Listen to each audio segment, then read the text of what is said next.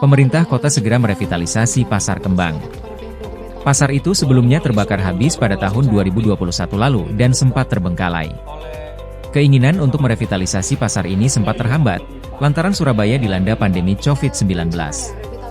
Sehingga, kekuatan anggaran lebih banyak difokuskan untuk penanganan pandemi. Karena revitalisasi ini kebakarannya sekitar tahun 2021, 2022, itu kita terkena anggaran COVID kan, terus gak iso melaku, tidak ada pembangunan di masa-masa itu. Sehingga di tahun inilah kita akan membangun, termasuk karena ini apa? Ini adalah anggarannya di PD Pasar. Karena itu awal tahun kita melakukan penyertaan modal. Nah, penyertaan modal inilah yang harus digunakan untuk melaksanakan pembangunan pasar-pasar yang ada di Surabaya. Itu bulan September. Nanti yang tujuannya sudah digawe, mulai bulan Maret baru digawe. Revitalisasi ini ditargetkan tuntas akhir tahun 2024. Dalam pelaksanaan revitalisasi itu, mendapat dukungan kerjasama dari Bank Jatim berupa anggaran senilai 4 miliar rupiah. Ada pembangunan. Kita kerjasama dengan Bank Jatim untuk membranding pasar. Dan salah satunya itu adalah di Pasar Kembang ini. Ada tempat yang terbakar di Pasar Kembang ini yang insya Allah direvitalisasi oleh Bank Jatim. Nilainya 4 miliar. Amin. Dan ini saya minta kepada teman-teman PD Pasar, itu titik lainnya yang gawe bangunan, gawe duitnya penyertaan modalnya pemerintah kota. Pemerintah kota ini sudah menyertakan modal mulai bulan Maret, gawe-gawe. Nah, berarti apa? Bangun sekalian di tempat Pasar Kembang ini. Jadi nanti ada satu ikonnya Pasar Kota Surabaya di mana? Di Pasar Kembang. Jadi nanti insya Allah sekitar bulan Desember Januari pasar ini bisa jadi semuanya. Sambil itu saya di jalan ngelihat harga-harga yang ada di Pasar Kembang ini. Alhamdulillah semua harga sudah terpantau turun seperti normal ya, seperti beras, gula, setelah itu ayam juga sama. Tapi ada satu, minyak. Selain itu, Wali Kota Eri Cahyadi juga meminta pada PD Pasar Surya untuk menggunakan penyertaan modal senilai 22 miliar rupiah untuk pengembangan 60 pasar di Surabaya. Kita akan bangun dulu di pasar-pasar percontohan ini. Nanti setelah itu, kita baru bangun pasar-pasar yang lainnya. Karena ada di bawahnya PD Pasar. Kontrak kinerjanya Direktur Utama dan Direktur PD Pasar itu adalah membangun pasar-pasar itu menjadi pasar modern. Dan itu kontrak kinerjanya, gak mampu ya selesai. Kalau mampu silakan teruskan. Dan salah satunya itu nanti. Tahun ini berapa penyertaan? Penyertaannya tahun ini 10-an nih. 10 bagus sih. Yang tahun ini? Iya. Yang di sini? Enggak, penyertaan modal seluruh di pasar. 22 miliar. Pasar Kembang sudah menjadi ikon bagi kota Surabaya. Pasar ini selain menjual bahan basah, juga menjadi pusat jajanan. Dengan revitalisasi ini bisa menjadikan ekosistem di pasar semakin nyaman.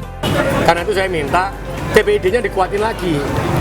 Saya sudah perintahkan ke ASN 2 sama PD Pasar dan bagian perekonomian untuk membuat TPID di setiap pasar. TPID itu apa? Untuk bahan pokok seperti beras, gula, minyak, menyediakan di situ, tapi tidak dibuat eceran, dibuat pedagang kulaan. Jadi pedagang ini mendapatkan kepastian harganya berapa? Yang harga ya HET ya, harga pemerintah. Kayak beras berarti kan beras medium, bukan beras yang bukan medium. Maka itu yang dijaga gitu. Nah, tugasnya itu adalah itu, sementara setiap waktu, setiap saat PD Pasar itu harus ngecek itu sambil dilihat, pikir ini mudah Anda, makanya ada TPID. Maka nanti saya minta tuh Pak Asisten 2, Pak Direktur Utama PD Pasar kasihlah besar gitu loh, tempat yang untuk pulaane memastikan harga beras, harga gula, bukan yang gitu ya, yang ada HET-nya, harga minyak sesuai dengan harga pemerintah, taruh di sini sehingga pedagang itu kalau golek minyak kan jupuk teko lainnya ngambilnya dari sini. Itu tugasnya pemerintah untuk menjaga inflasi. Ini yang akan saya lakukan lagi karena minyaknya saya ujul. Direktur Bank Jatim Arief Wicaksono dalam sambutannya mengatakan, branding akan membantu meningkatkan jumlah transaksi di Pasar Kembang Surabaya. Harusnya semakin maju, sudah cashless, sudah non-tunai, kita punya kris Bank Jatim. Kita juga punya J-Connect Bank Jatim dan menengah Bank Jatim. Bapak Ibu boleh diberikan tepuk tangan. Maka berharap agar semua pedagang Pasar Kembang bisa memiliki tabungan Bank Jatim. Sementara itu, Direktur Utama PD Pasar Surya Surabaya, Agus Priyo mengatakan revitalisasi ini tetap mengacu pada existing pasar yang sudah ada. Untuk kendala-kendala adalah pertama yang jelas adalah kita pemetaan terhadap pasar-pasar itu sendiri. Jadi pasar-pasar mana yang harus kita kerjakan, pasar mana saja yang harus mendapat atensi penuh dari dari kami BD Pasar, dari pemerintah Kota Surabaya. Sebenarnya itu aja sih kendalanya. Kita memetakan pasar kan soalnya dari 60 sekian pasar itu kan jelek semua kalau ngomong kan itu. Ada beberapa saja yang bagus. Tapi kalau ini pusing juga. Kalau fair ngomongin kita juga mumet juga gitu. Ketika ke sana, perintah ke sana, ke sini, perintah ke sini kita manut ya. Kalau memang nanti emang dipinta untuk atensinya full di Pasar Kembang, kita fullkan di Pasar Kembang. Kan kita menunggu perintah itu. Ini dianggap pasar percontohan dulu. Bagaimana dengan rencana-rencana di pasar lain? Itu yang belum tahu saya juga. Artinya untuk pasar percontohan itu kita jadikan Pasar Kembang ini betul-betul pasar yang ikonik, yang sudah modern ya mungkin nantinya. Nah ini juga perlu kita kalkulasi ulang lagi apa dan bagaimana, karena dari Bank Jatim sendiri juga saya baru terinfo hanya 4,2 M, sedangkan pasar segini gedenya kan banyak. Jadi dananya memang 22 miliar kalau nggak salah, kurang lebih segitu. Itu akan kita manfaatkan untuk pembangunan pasar dan alhamdulillah hari ini kan jelas declare bahwa Pasar Kembang menjadi pasar percontohan. Ini dulu maksud saya. Dan ini akan kami kerjakan. Karena sebelumnya kan semuanya masih meraba-raba.